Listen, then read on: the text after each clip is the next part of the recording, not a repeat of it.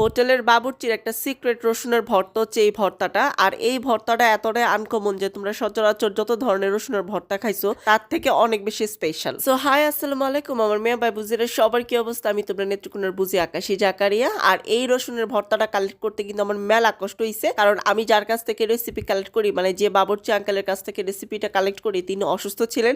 আর সুস্থ হওয়ার আগ পর্যন্ত কিন্তু আমার ওয়েট করা লাগছে এই রেসিপিটার জন্য। সো ফাইনালি আমি তোমার সাথে শেয়ার করতে পারতাছি স্পেশাল রসুনের ভর্তা। তো দেখো এখানে কিন্তু আমি অনেকগুলো রসুন নিছি, আর এইগুলো হামানদিস্তা দিয়ে আমি ভালো মতো করে কিন্তু আদা ভাঙা করে নিছি, মানে থেতলায় নিছি। তোমরা যারা হামানদিস্তা নাই তারা যেটা করবা, মানে শিলপাটার মধ্যে একটু সেচে নিতে আরো।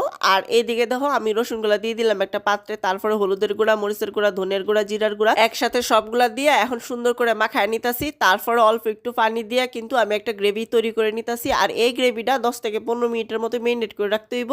এরপর দেখো একটা প্যানের মধ্যে আমি বেশা কত আনি সরিষার তেল দিয়ে দিলাম। অবশ্যই এই রান্নাটা কিন্তু তোমাদের সরিষার তেলে রান্না করতে হবে। এরপরে দেখো আমি আস্ত কতগুলা রসুনের কোয়া দিয়ে দিছি এবং সাথে কতগুলা পেঁয়াজ কুচি দিয়ে দিছি।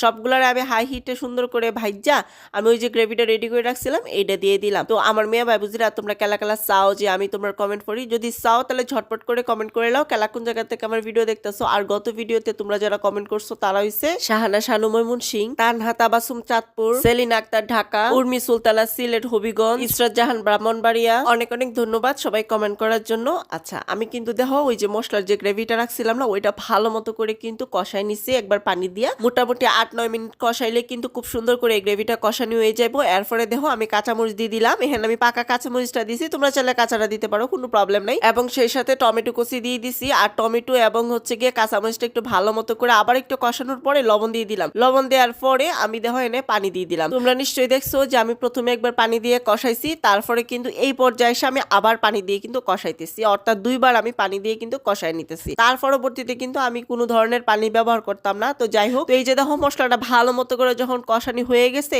এরপরে আমি এনে মূলা কুচি দিতেছি। আমি আগে বাগে একটা কথা কই রাখি মেয়ে ভাই বুঝিরা, তোমরা যদি মূলাটা পছন্দ না করো তাহলে স্কিপ করিও, কোনো সমস্যা নাই। তবে তোমরা যদি একবার চাও যে আমি একটু টেস্ট করে দেখতে চাই যে মূলা দিয়ে এটা কিরকম স্বাদ, তো তোমরা অবশ্যই টেস্ট করে দেখো। আর আমি গ্যারান্টি দিয়ে কইতাছি টেস্ট করার পরে তোমরা বুঝতাই না যে এখানে মূলা দেওয়া হয়েছে, এবং কোনো ধরনের কোনো স্মেল থাকবে না, গন্ধ থাকবে না, কিচ্ছু থাকবে না মূলার। তবে একটা জিনিস ফলো করতে হবে, এটা হচ্ছে গিয়া বেশি করে কিন্তু এখানে রসুন দিতে হইব, যেহেতু রসুনের ভর্তা, সো রসুনের পরিমাণটা কিন্তু একটু বেশি দিতে হইব। আচ্ছা যখন দেখবে যে 95% এই ভর্তাটা হয়ে গেছে, এরপরে চিলি ফ্লেক্সটা দিয়ে দিবা। যদি বাসায় চিলি ফ্লেক্স না থাকে তাহলে শুকনা মরিচ দিয়ে দিও 2টা সিরে আর কি উপর দিয়া।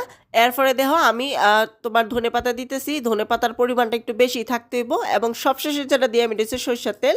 আর এই সরিষার তেলটা যখন দিবা তখন কিন্তু একবারে চুলার জালটা নিভাই ফেলতে হবে। কোনো ধরনের মানে চুলাটা অন থাকতে পারবে না আর কি, কোনো ধরনের আগুনের ছোঁয়া থাকতে পারবে না। তো একটু বেশি পরিমাণে দিও যাতে করে ঝাঁজটা বেশি ভাল লাগে আসলে। তো এই যে দেখো মোটামুটি হয়ে গেছে। আমার মেয়ে ভাই বুঝিরা তোমরা যদি চাও যে এই রসুনের ভর্তাটা অন্যজনের দেহ হোক সি হোক তাহলে শেয়ার করে দিবা, বা যদি উপকারী মনে হয় তাহলে শেয়ার করে দিও।